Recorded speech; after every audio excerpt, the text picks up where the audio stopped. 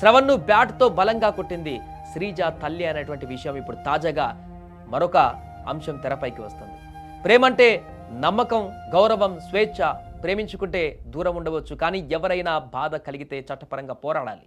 అంతేకాని ఒక మనిషి ప్రాణం తీసేటువంటి హక్కు ఈ ప్రపంచంలో ఎవరికి లేదు. శ్రవణ్ లాంటి యువకులు ఈరోజు మనందరి ముందు ఓ ప్రశ్నగా మిగిలిపోయారు.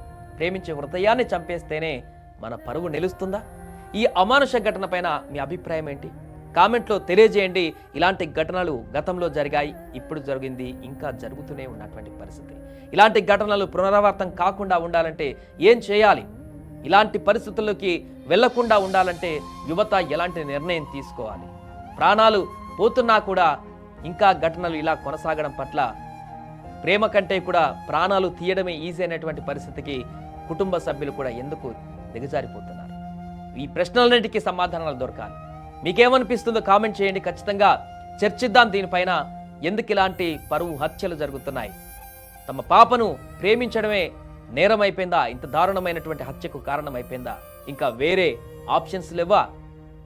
వాళ్ళ అమ్మాయిని ప్రేమిస్తున్నారనేటువంటి నెపంతో దూరం పెట్టవచ్చు, లీగల్గా పోరాడచ్చు, రకరకాల ఆప్షన్స్ ఉన్నాయి. కానీ చంపడమే ఆప్షన్గా మారింది వీరికి.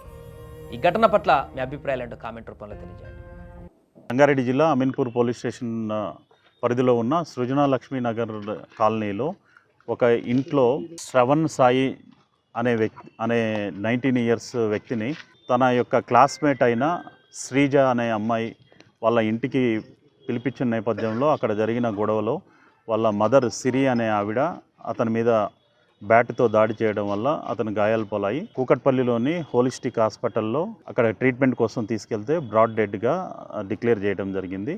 దాని మీద వాళ్ళ పెదనాన్న దగ్గర నుంచి కంప్లైంట్ తీసుకొని మర్డర్ కేసు రిజిస్టర్ చేసి ఇన్వెస్టిగేషన్ చేస్తున్నాము.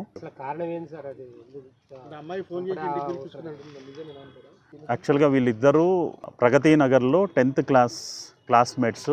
అప్పటి నుంచి వాళ్ళిద్దరి మధ్య పరిచయం ఉంది. గతంలో కూడా వీళ్ళిద్దరూ ఒకరినొకరు ప్రేమించుకుంటున్నారని ఇటు విషయంలో బోత్ ఫ్యామిలీ మెంబర్స్ కూడా ఈ విషయం మీద డిస్కస్ చేయడం జరిగింది.